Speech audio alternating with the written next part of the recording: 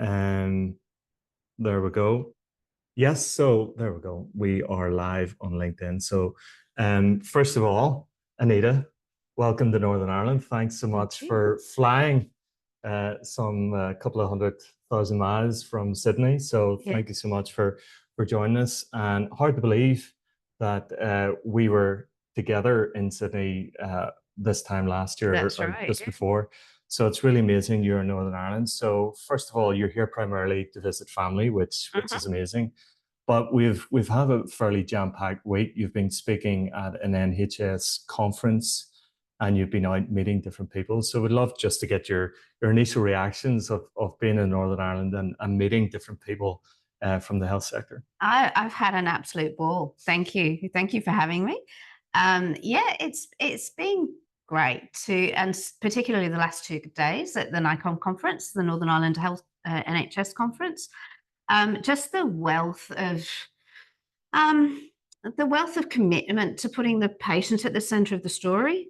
Listening to the patient voice is just overwhelming, and it just sort of recenters to me as to why I do what I do. And it's always about giving the patient their voice, but also about valuing, making sure the staff feel valued in the patient experience journey, and just listening to the people in the room at every one of the sessions yesterday was just. I think every time somebody said to me, "And Anita," I just go, "Wow!" Yes. And they're at a different stage Yes, of course. of their journey Yep. to where we are at Healthscope. But it's just, yes, you can do this. It's brilliant. You've got the drive. You've got the dynamic. Yes. Um, And I suppose you're comparing the Australian healthcare system to the NHS. And of course, you did your training in NHS, as you remind me of I 4 decades of experience in I did. healthcare. I did. So originally from Liverpool, you followed love out to Australia, as I say, the Yes. best stories. And you've been working in Healthscope most recently. I'd love just to hear what you're doing at Healthscope, your role, and the sort of impact that you're looking to achieve in your work. So I'm the National Patient Reported Experiences and Outcomes Manager for Healthscope. My role encompasses really the consumer engagement piece. So we have a really strong, well supported, well embedded, and incredibly effective consumer engagement process and strategy and at Healthscope. Mhm. And it's something we're really proud of. And we couldn't do that without the support and commitment of our consumer consultants who work at every level of Healthscope. So they have a voice literally from the ward to the board, Mhm. which is really important. That's one part of my role, and of course, the other part of my role is patient experience and just helping and supporting our team members through their patient experience journey. And at different stages, they're all at different stages of the Sure. patient experience journey. Dynamics change, Mhm. situations change. Some are incredibly Mm. well versed, have great strategies, and just tick over and continue to improve. And others may have lost some of their consumer consultants, or operational issues have occurred. So maybe there's building works going on that's affected patient experience. But just helping and supporting at every different level Mhm. is something that I love Yes, um, at Healthscope. And the main part of it is I don't have all the answers. of course. I'm I'm patient experience manager, national patient experience manager, but I'm not doing it. Yes. It's the people on the ground, Mhm. the nurses at the bedside, the receptionists that greet you, the wardsmen that push you around in your beds and your wheelchairs, and amazing catering staff that feed Yes. you. They're the ones delivering patient healthcare, patient experience. I'm just the one that brings it all together and most of the time tells them how absolutely amazing they're doing. Yes. What's not to love about that job? Exactly. And I think just to give our audience a sense of scale, right? Your 38 hospitals, just to give them an idea of how big your patient experience program is, just in terms of the vast amount of data that's coming through that Yeah. you're collecting. So yeah, we've 38 hospitals. We have over 600,000 admissions a year. We're currently sitting at between 74 and 76% of our discharge patients receive a patient experience survey Mm-hmm. the week post-discharge, sometime in that following week. Um, and that is an amazing, overwhelming at Mm-hmm. times amount of data. Yes. Um, and of those, 49% give us a Mm-hmm. comment. And this is where we know the golden nuggets are, where our gems of opportunity to improve are. But it's really hard for a quality manager, director of nursing, nurse unit manager to sit and go through every one of those comments Mm-hmm. and pick out themes. And particularly if your net promoter score or your overall rating is going up or going down, you want to know, what are we doing well? Why is this happening? What is it? Yes. So that we can then pass that on to our colleagues. Yes. But also, if it's going in the wrong direction, what's happening? What is it? How can we change it? But the manual time it takes to sit and do that, and then to have those analytical skills, it is hard, and that's not everybody's skill set. And when I first came into this role, or as a quality manager, that was something I had to do. But now we have the capacity, the capability to actually really analyze the patient comments, and that's the voice behind the numbers. Yes. And numbers are just numbers. We've got an absolute wealth of data. As I say, of 76% of our patients, we have a return rate sitting at around 35%. Yes. Wow, that's a massive amount Yeah. of data. But there's also 49% of those that give us a comment. And that's where we need to go. Yes. And I'd love just to kind of, that we tend to think of, the voice of patient or voice of customer in those three stages, the ability to listen, distill, and then take the action. But it's really, really fascinating that, out of the 400,000 comments or 400,000 surveys that you've processed, nearly 50% are giving you a comment. They're actually wanting to tell their story, which I think is so important. So you talk about your role being almost like presenting their story to the key decision makers in Healthscope and to initiate change. Could you just take us on that journey, because that's been from analog to digital in so many ways. You're using Qualtrics to do the listening part, but you've then upgraded to think about emotion. Can you give us a sense of why emotion was important, and where does that really add value to your experience programs? Well, as you know, 80% of decisions are driven by emotion. Mm-hmm. And most often when you're in hospital, you're in a heightened state of emotional awareness anyway. Mm-hmm. And so quite often patients or their family members, their carers or loved ones, they're not always able to articulate their wants and needs.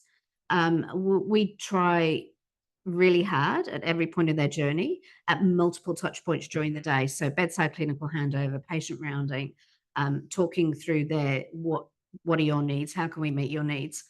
But it's sometimes only when they get home that they have that sit down and reflection, the bias of reflection Mm-hmm. of, I wish I'd said this. Oh, I'd love to tell the staff this. Yes. Or, oh, I should have mentioned that.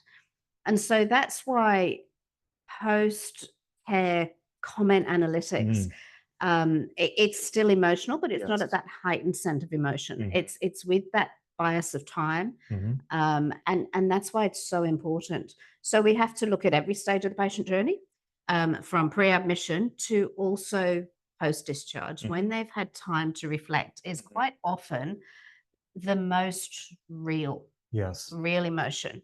And that's why it's important that our post-discharge surveying it supports the work that we do all day, every day on the wards, listening to our patients' wants and needs, and are we meeting their needs? But did we get it right when the patients have time to reflect? So that's why the emotions are different based on the different stages of their journey. Yes. And so that's why we need to look at each different stage and the key touch points, because emotions drive our beliefs and our decisions. And also, if you've had your right knee done, we want you to come back when you need your left knee doing. We want them to come back to us because we've made them feel safe. We've given them a good clinical outcome, and they've had the best possible patient experience. Yes. And I always laughed when, obviously private health, very different from NHS. but you actually hand your patients a glass of champagne when they give birth. It's like, that sounds pretty good, right? I think some of our hospitals do have a celebration pack. Yeah.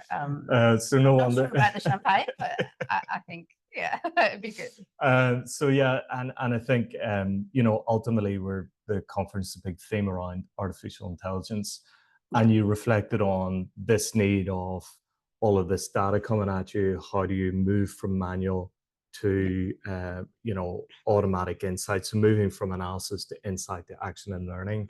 So obviously we've been partnering with you guys, I think nearly 7 years coming up maybe, and just give us a sense of how that's evolved in terms of eliminating the manual analysis, giving you those prioritization from a driver perspective to then drive a business impact.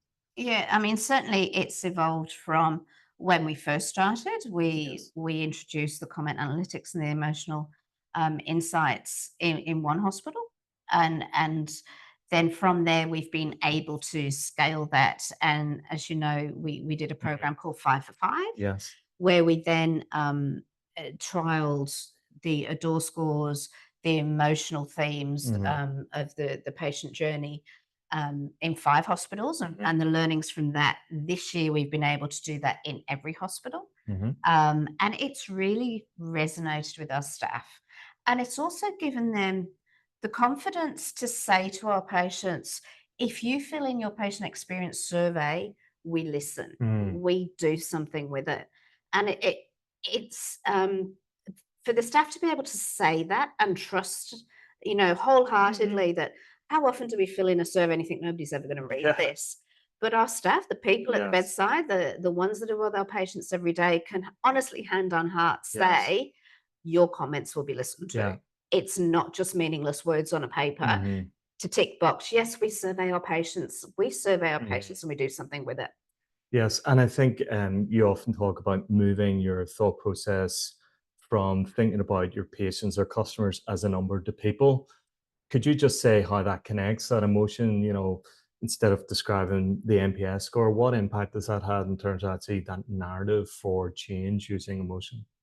So one of the things, as you say, using the numbers to drive the change was where we started, but using the patient voice behind that, and it's been most effective. I mean, we have to have a metric. We have to measure patient experience in whatever way that is. At Healthscope, we measure key metrics of overall rating and net promoter score, and most hospitals do net promoter score. So we have to have that metric.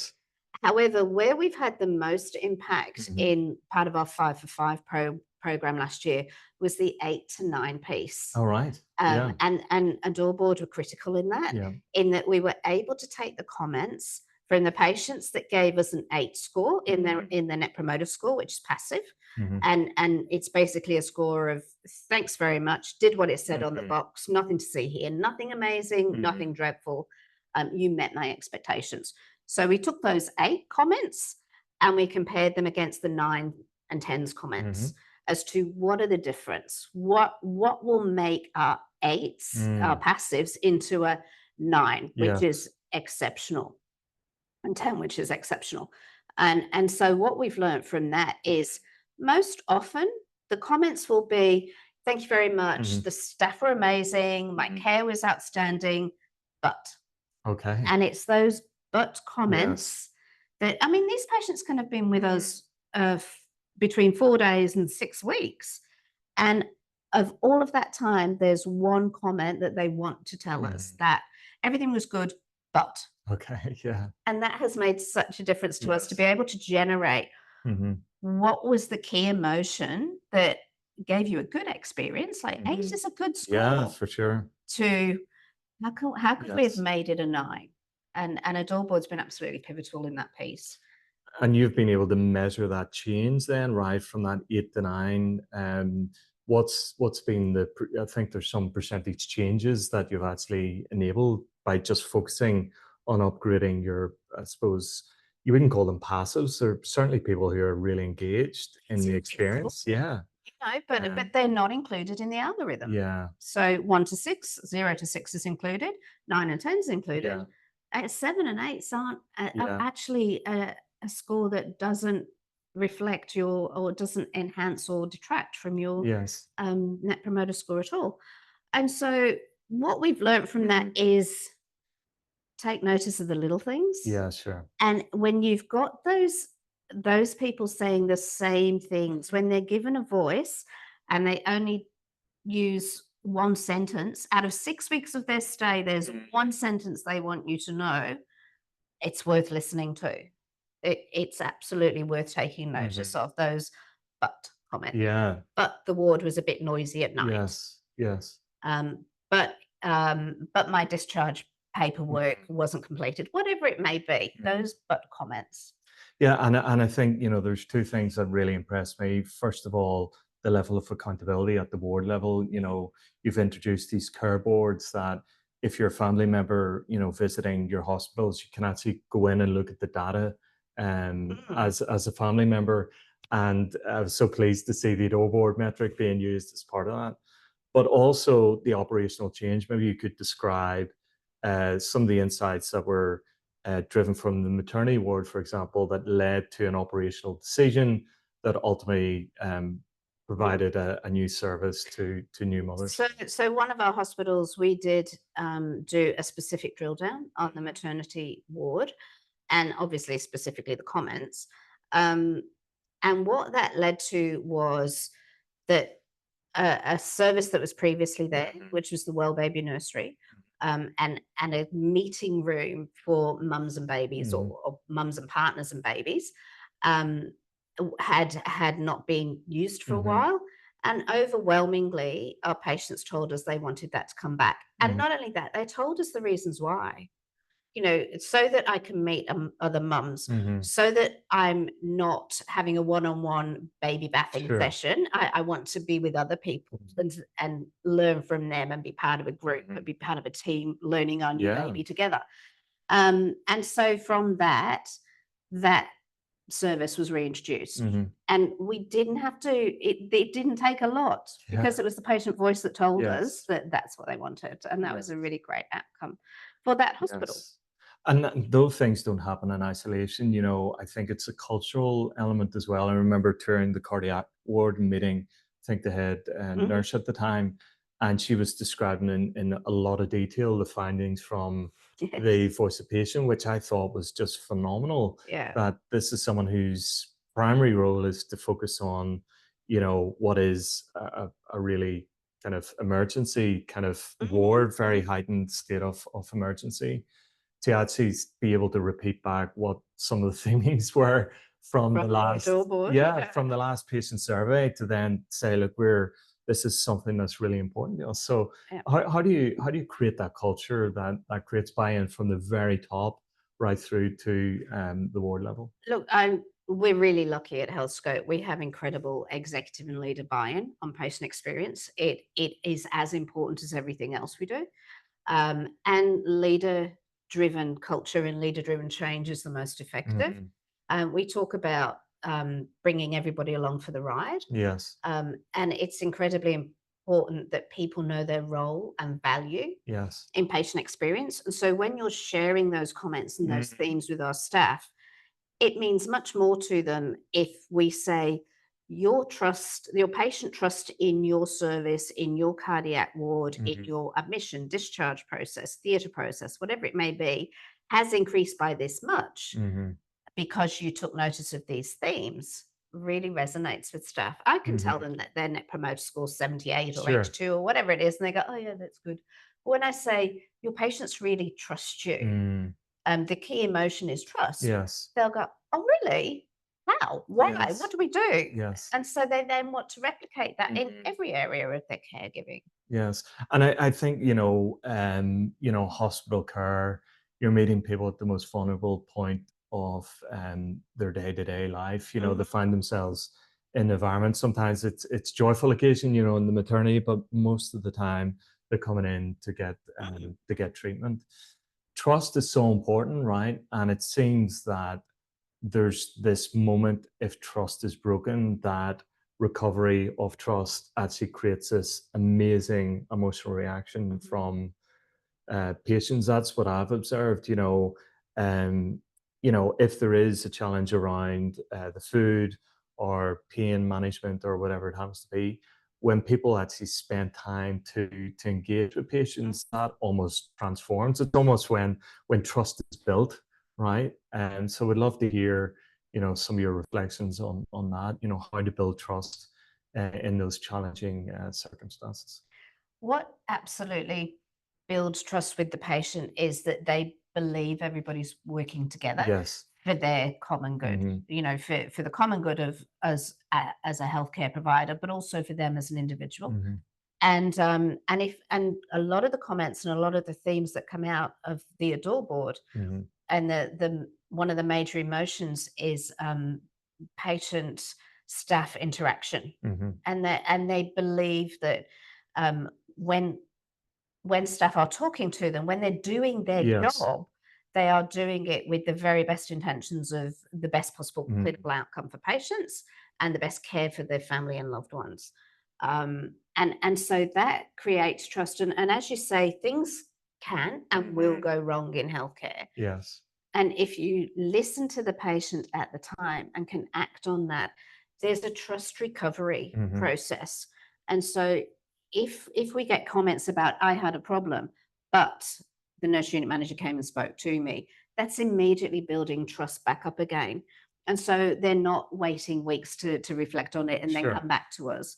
But it really is about the continual building Mhm.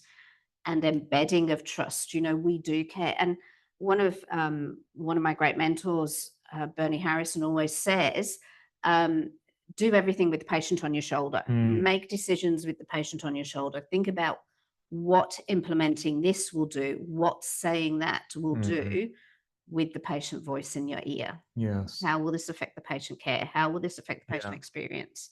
And it really is about putting yourselves in their shoes as much as you possibly can, which Yes. is not always easy. Yeah. It sounds, patient on the shoulder sounds easy to do. It's incredibly hard, particularly when you work in an organization.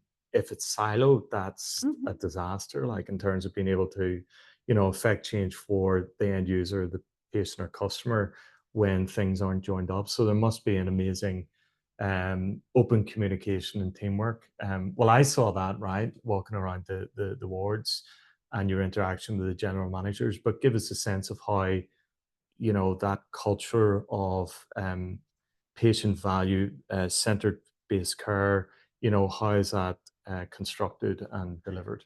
Um, every one of our meetings starts with a patient reflection. Mhm. So, and That's right. You read the stories. we read a story at Yeah, the start of every major yeah. meeting. I mean, not 5 minute stand up, Mm.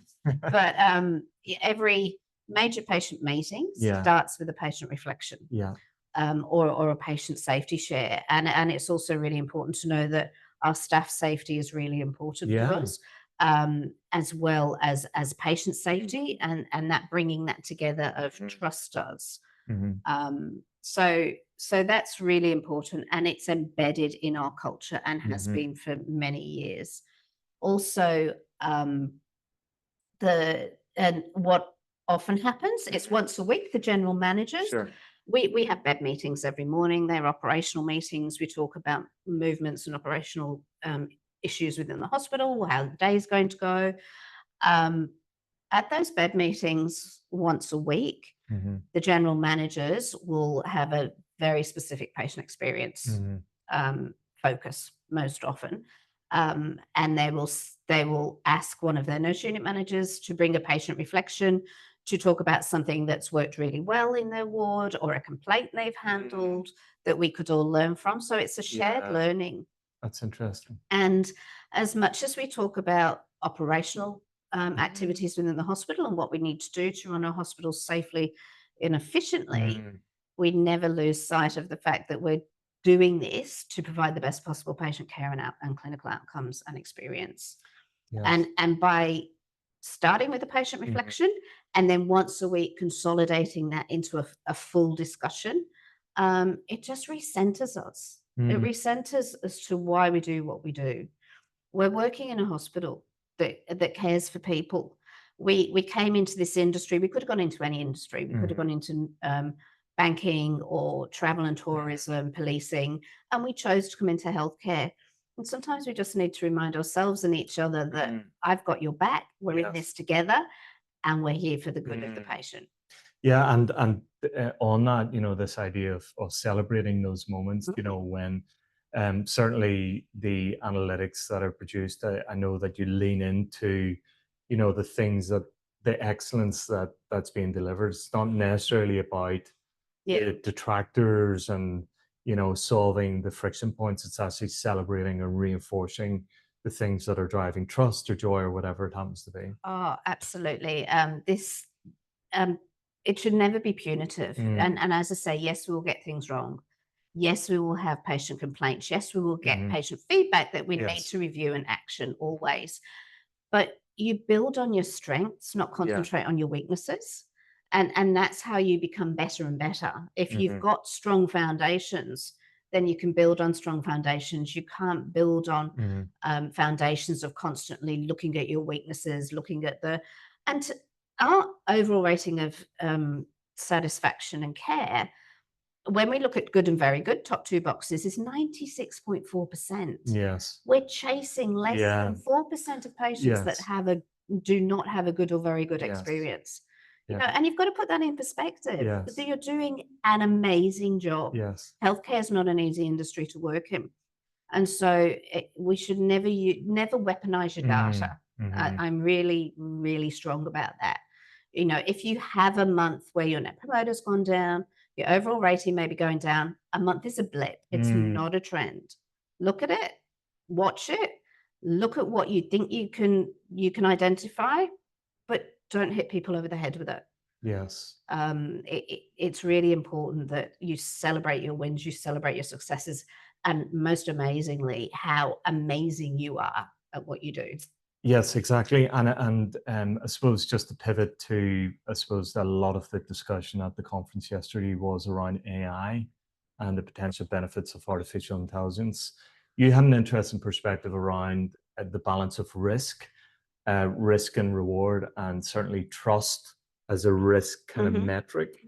Your suggestion was that there is a value exchange to be had between patients in using AI to actually improve things. I would love just to get your quick thoughts on that. Yeah, I mean, certainly as healthcare providers, we think we know the answers. We think we know what patients are thinking. We Hmm. think we know the answers to the question before we ask them, and also to the staff as well. But I'm always amazed at the level of tolerance that patients will have Hmm. for risk. Hmm. Yes, I'm more than happy for you to survey me. It's anonymous. And instead of saying, "Oh, the patients will hate it," have we asked the patients that they will be okay with us using their comments, and using their data that they submit to us Hmm. for and a lot of the talk yesterday was about clinical Hmm. AI, Hmm. and there's obviously concern about how that's Yes. going to be used. But ask the patients, Hmm. just don't make assumptions of what the patient will tolerate. There's legislative Hmm. requirements. Privacy is incredibly well legislated, as it should be, and we have to be very respectful of that. But patient consent is also really important, and something that we should chase and understand, and not Yes. just think we know. Yeah, don't make the assumption Don't and make the have assumption. open the conversation is what I'm hearing as well. Mm. Now you've been using predictive insights, the ability to predict what potential Mhm. driver will drive change. I should remind the audience that actually your net promoter score, most organizations globally would envy. If you could just remind us of your scores. It's currently 78.8 Yes. across Healthscope. Yeah, and there's hospitals that are punching Oh, yeah, there are. into the Yeah, 80s, yes, so well done. which is fabulous. So predictive insights, how does that give you the edge when you're chasing the 1%? And then what are some of the impact percentage increase that you've actually been able to It deliver? it gives us the edge because it resonates with our people. Hmm. It's not a tough conversation to have. to say that if you just reduce the noise at night, your net promoter score, so your patient's willingness to return and recommend, will increase by 1, 2 points, 3%, however it's measured. That really resonates with staff. Oh, it's that important. Yes, it is that important. Okay. That's a 2-minute conversation. Yeah. Instead of saying, oh, your net promoter score's only 72 this month and it was 78 last month. What have we done? Yeah. It's just that predictive insights and saying this is how important it is to your patients. Yes. When your patients talk about their recovery period or their waiting time, this generates 16% more anger than when they talk about anything else in your data set. That resonates with them. Yes. When I can say this is how important it is. It may only be 10% of your patients have mentioned it in their comments, but it's incredibly important. It drives 70% more anger or distrust or apprehension. Yes. All the things we don't want to hear. Yes. We don't want anger, distrust, and apprehension in our hospitals. Yes. We want trust and joy and all of those other metrics that we look at. And I think, if you reflect on the example you used, the blood pressure cuffs, where, training in using equipment would actually improve the patient experience as, a really simple, practical step, but predictive insight, giving you confidence to kind of implement that change. So looking into the future, I suppose we've spent the last couple of days, plotting for next year and how AI is going to really support you. One of the things that I was really struck by is the informational needs of your internal customers. If you think about doctors who are extremely busy, don't have time to log into dashboards, don't have time to read reports, they need the information, succinctly, forward-looking and all the rest. We have the ambition that AI is going to write all these reports and scale this in the next year. So you've seen some of that this week. What's your thoughts? Look, I'm really excited, and I can see the shift from when I came into this job 3 years ago, into this role. This shift of when you go and deliver an adore board to a hospital, most often in a few months' time, they'll say, "Can we have our next adore board report?" And I'm like, yes, when I can. So to be able to give them updated adore board reports that they can. It's simple, effective. They can analyze it quickly, and they can deliver their message to their people on the ground, up to their general managers. That's incredibly important. Super. And I can't wait. Excellent. And I think we're just going to come up on time, but I know that there's been some questions coming through. But before we do that, maybe if Carly, if you let me know if there's any questions coming through in the LinkedIn, but maybe just in terms of tips that you would give for people, not only in patient experience, but customer experience, the value of open ends, the use of predictive insights, the focus on emotion. What are some of the key tips that you would suggest for people to think about in terms of their voice of customer, voice of patient experience? Don't overcomplicate it. Just look at it and think of it as much as you possibly can through the lens of the patient. What does that mean? Yes. It really is about do something. Don't have all this data sitting in front of you or all these comments, spreadsheets and spreadsheets of comments. Just do something with it and don't overcomplicate it. And it becomes second nature over time. And this is what's happening in our hospitals. Adore board and comment analytics is now second nature to them. They understand it and they want it. And it's meaningful to them to be able to help them deliver the best possible patient care and outcomes. And that's what they want. Superb. And I think it's kind of counterintuitive, right? It's not about the data. It's not about the data. It's about the stories that you can tell. And you very much passionately believe in the truth of patients. Could you maybe just sum up, because that's something you're very passionate about? Yeah, well, patient truth, although we say we survey, a lot of what we work on is patient truth. And it's not somebody going around with a tick board or giving somebody a questionnaire. It really is about what is your truth as a patient, and and how can we work with you to improve your experience? So, for example, we ask our patients about bedside handover, patient rounding. How often did you see a nurse? That's not from surveying, that's not from observational studies, that's from the patient truth telling us. We're not making this up. We have no influence on what the patients tell us other than by doing the right thing. Yeah. And what a way to finish, doing the right thing. So, Anita, thank you so much. And yeah, I think we can raise a cup, as they say. And yeah, and Good Belfast tea. yes, good cup of tea, as they say. So thank you so much. And we're going to enjoy the rest of our time at Belfast. So it's been absolutely amazing. Thank you so much. Excellent. Thank you, Anita. Thanks for everyone tuning in. And just to remind you, we're going to be having our next LinkedIn Live 1st November. It's with the customer experience head of data analytics for Southwest Airlines. So one not to be missed. But Anita, on behalf of everyone at Adobe Board, we're very pleased that you're here in Belfast, and thank you so much for your time. Thank you. Take care now. Bye-bye. Bye-bye.